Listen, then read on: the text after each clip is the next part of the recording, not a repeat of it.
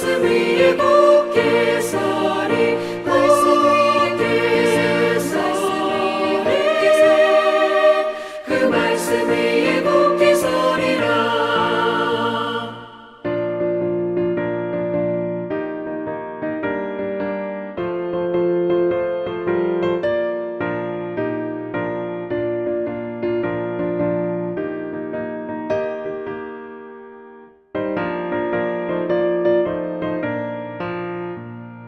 주님 약속하신 말씀 위에서 영원하신 주의 사랑 힘입고 성령으로 힘써 싸워 이기며 약속 믿고 굳게 서리라.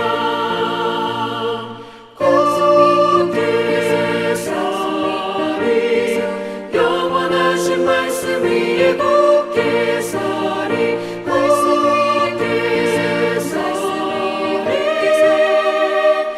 말씀 위에 굳게 서리라. 주님 약속하신 말씀 위에서 성령 인도하는 대로 행하며 주님 품에 항상 안식 얻으며 약속 믿고 굳게 서리라. 약속 믿고 굳게 서리 영원하신 말씀 위에 굳게 서리 말씀 위에 굳게 서 그 말씀 위에 굳게 서리라. 오늘 우리에게 주신 하나님의 말씀은 에스겔서 20장 10절부터 26절의 말씀입니다. 구약성경 1178쪽입니다. 에스겔서 20장 10절부터 26절까지의 말씀을 드라마 바이블로 낭독합니다. 그러므로 내가 그들을 애굽 땅에서 나와서 광야에 이르게 하고 사람이 준행하면 그로 말미암아 삶을 얻을 내 율례를 주며 내 규례를 알게 하였고 또 내가 그들을 거룩하게 하는 여호와인 줄 알게 하려고 내 안식일을 주어 그들과 나 사이에 표징을 삼았노라. 그러나 이스라엘 족속이 광야에서 내게 반역하여 사람이 준행하면 그로 말미암아 삶을 얻을 나의 율례를 준행하지 아니하며 나의 규례를 멸시하였고 나의 안식일을 크게 더럽혔으므로 내가 이르기를 내가 내 분노를 광야에서 그들에게 쏟아 멸하리라 하였으나 내가 내 이름을 위하여 달리 행하였었나니 내가 그들을 인도하여 내는 것을 본 나라들 앞에서 내 이름을 더럽히지 아니하려 하였음이로라.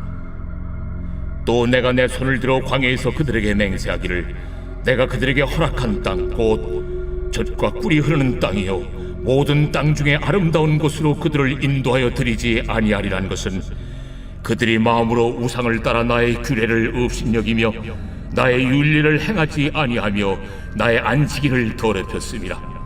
그러나 내가 그들을 아껴서 광야에서 멸하여 아주 없이하지 아니하였었노라.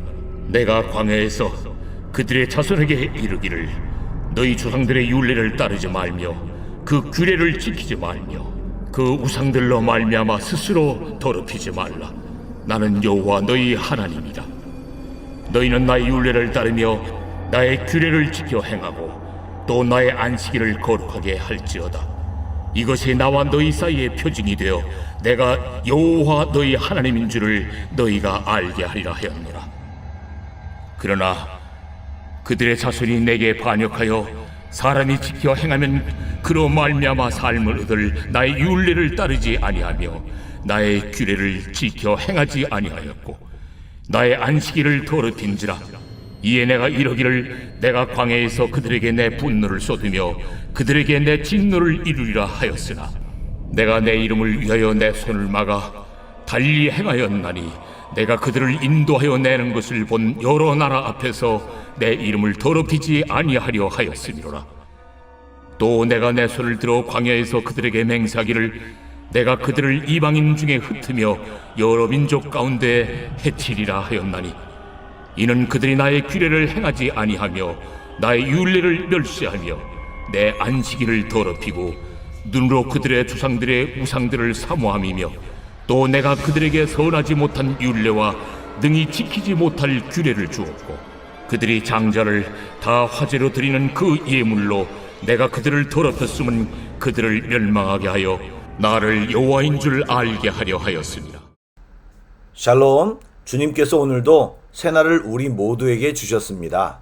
신실하신 하나님의 은혜와 평강이 예배하는 모든 성도들에게 선명하게 경험되어지는 이 하루가 되길 축복합니다.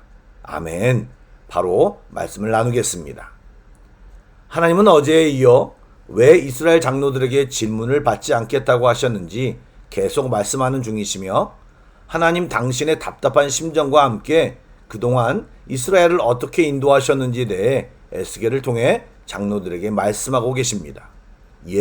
하나님은 이스라엘에게 어떤 특별함이나 선함, 또 그 어떤 의로움이 있어서 그들을 택한 것이 아니고 사랑함으로 그들을 택하셨고 하나님의 이름을 알려주시고 믿어주시고 언약하며 하나님을 보여주셨습니다. 그리고 그들 안에 있는 불신앙과 우상을 버리고 하나님 백성이 되라고 오랫동안 가르치셨는데, 그들은 필요할 때만 하나님을 찾고 계속 배반하며 여전히 우상을 섬기고 하나님 말씀에는 불순종했습니다.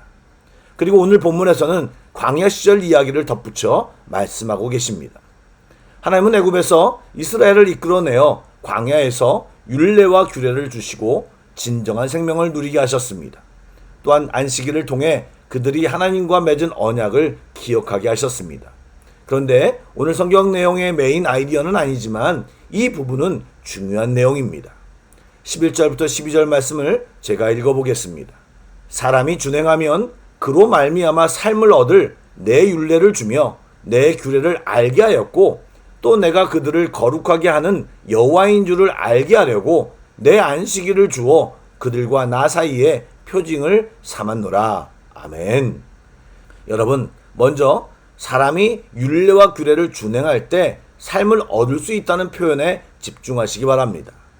율법은 우리의 행동을 제한하거나 행복을 빼앗고 큰 짐을 지우는 것이 아니고, 오히려 그것을 지키기만 하면 우리들의 행복이 보장되고 삶을 제대로 누릴 수 있는 것입니다. 히브리어로 설명해도 삶을 얻는다는 말은 생명을 유지한다는 의미입니다. 즉 율법을 행함으로 육적으로 뿐만 아니라 영적으로 번창하고 복을 누리게 된다는 말입니다. 반대로 그 율법을 준수하지 않는 결과는 저주와 죽음뿐이라 말할 수 있습니다. 그리고 그 율례와 규례 가운데 안식일 규례를 특별히 따로 말씀하셨습니다. 안식일 규례는 우리 모두가 잘 알듯이 구원을 받기 위한 조건적 규정이 아닙니다. 오히려 구원받은 자가 그 독특한 신분을 유지하기 위해 마땅히 지켜야 할 결과적 규정입니다. 조금 쉽게 말하면 주의 자녀라면, 주의 백성이라면 당연히 지켜야 하는 규례라는 말입니다. 그런데 오늘 말씀에 한 가지 첨가된 것은 이스라엘 자손을 거룩하게 하시는 분임을 알게 하기 위한 것이라고 하는데, 이건 역시 쉽게 말하면 그들의 신분을 주변 이방 민족들로부터 분명하게 구별하여 그들이 하나님께 속했음을 보여주는 규정이라는 말입니다. 즉 안식일을 지키는 사람이 이스라엘 백성이고, 그 안식일을 지키는 자는 하나님이 복주시고 하나님의 인도하심이 있는 백성임을 나타내는 것입니다. 오늘날로 말하면 주일 성수는 우리가 누구인지를 규정함과 동시에 하나님의 보호하심의 근거가 된다는 말입니다. 여러분, 무지개에 어떤 의미가 있습니까? 다시는 물로 심판하지 않겠다는 하나님의 약속의 사인입니다. 마찬가지로 안식일, 주일은 그가 하나님의 백성인지를 드러내는 표시라는 말입니다.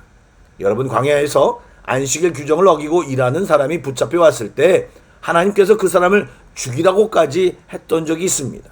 그것은 그가 하나님의 백성으로서의 표시를 무시하는 사람이므로 하나님의 거룩한 회중에서 끊어버리시겠다라는 엄중한 경고였습니다. 그래서 과거부터 주일 성수를 굉장히 강조했던 것입니다. 코로나 이후 주일 성수의 개념이 모호해졌고 주일 성수만 강조하다 보니 주중의 삶이 엉망이 되어 또 그것을 보완 강조하다 보니 주일 성수를 강조하는 강도가 줄어들었지만, 주일 성수는 성도들에게 매우 중요한 의미가 있음을 알고 우리들이 주일 성수를 삶에서 최우선순위에 둘 것을 권면드립니다. 하나님께서는 이스라엘을 노예 상태에서 벗어나게 하시고 생명을 얻을 수 있는 율례와 규례를 주셨고 거룩함을 회복할 수 있는 안식일도 주셨지만 이스라엘은 그 모든 것을 짐으로 여기고 우상숭배를 계속했습니다.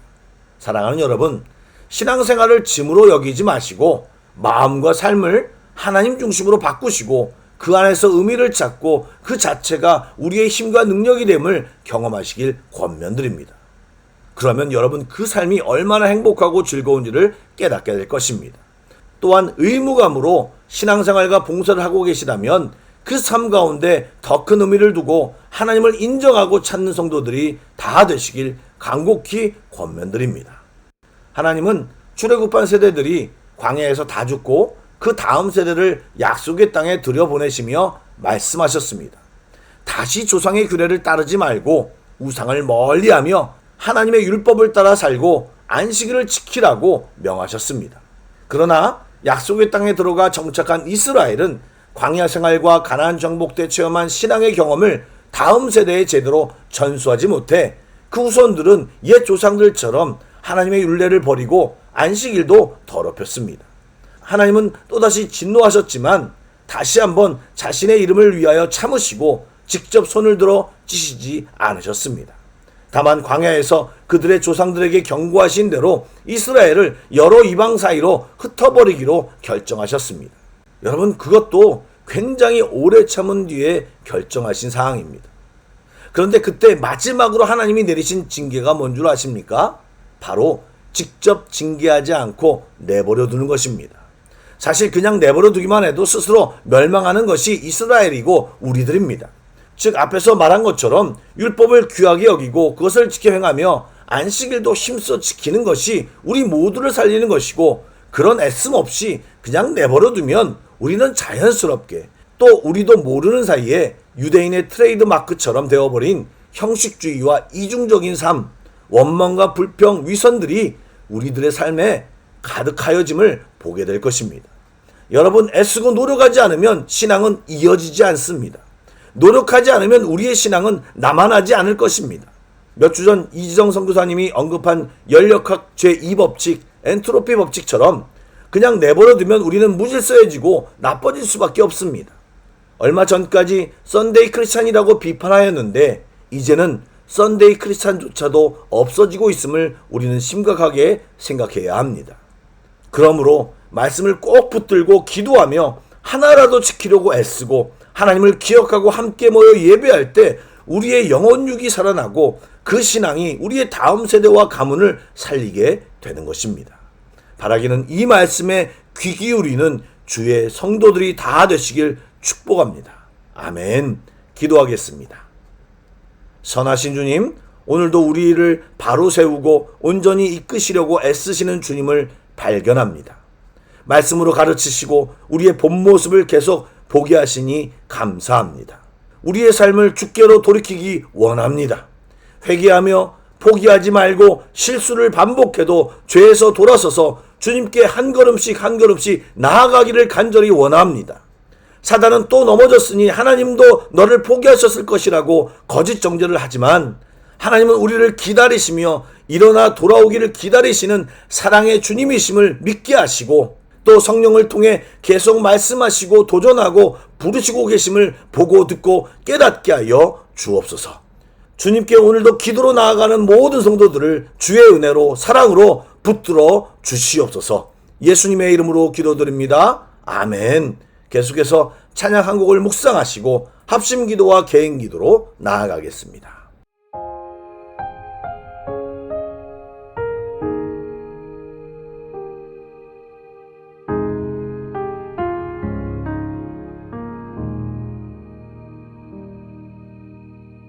내 백성이 나를 떠나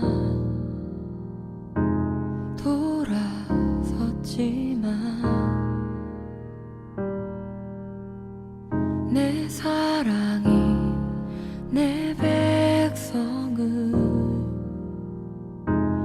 포기 못하니 내 모든 것 내어주고 나 그들을 얻으리라.